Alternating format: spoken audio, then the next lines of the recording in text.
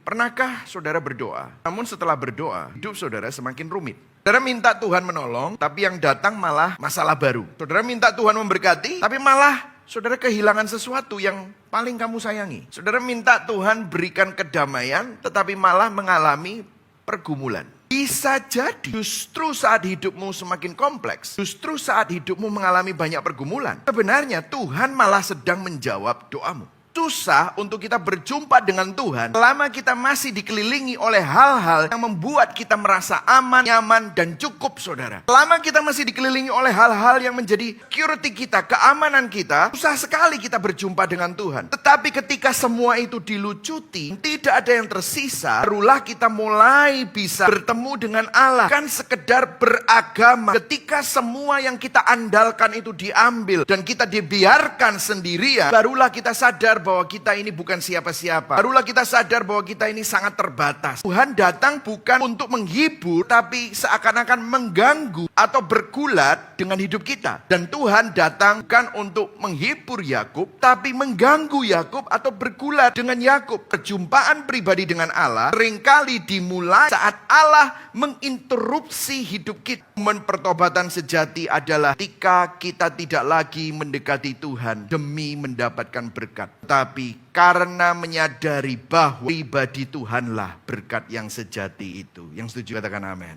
Justru di titik itulah ketika dia benar-benar lemah, Allah mengubah hidupnya. Bahwa yang saudara butuhkan bukan terobosan yang saudara dambakan, tapi yang saudara butuhkan adalah pribadi Tuhan sendiri. Bukan jawaban doa itu, tetapi justru Tuhanlah yang saudara butuhkan. Di Kalvari, di salib, Allah yang maha kuasa menahan kuasanya. Yesus pada waktu ada di atas kayu salib, Yesus ditantang sama orang-orang. Kalau kamu anak Allah, kenapa kamu tidak bisa menyelamatkan dirimu? Bisakah Yesus menyelamatkan diri pada waktu itu? Tentu saja bisa. Sang anak Allah di mana angin, lautan, dan alam semesta tunduk kepadanya. Tetapi disalib, dia membiarkan dirinya disiksa. Bukan karena tidak mampu, namun menahan kuasanya demi kasih. Dari Peniel ke Kalvari yang adalah salib, Allah menjadi lemah supaya saudara dan saya yang lemah bisa diselamatkan. Allah seakan-akan kalah di salib supaya kita bisa menang di dalam kasih karunia. Amin, saudara. Aku tidak akan berhenti mempercayai kasih-Mu waktu aku mungkin tidak mengerti jalan-Mu. Tuhan tidak menjanjikan jalan yang mudah, tapi Dia menjanjikan kehadiran yang setia. Ada kehadiran pribadi Tuhan. Kehadiran pribadi Tuhan sendiri adalah berkat yang terbesar. Amin, saudara.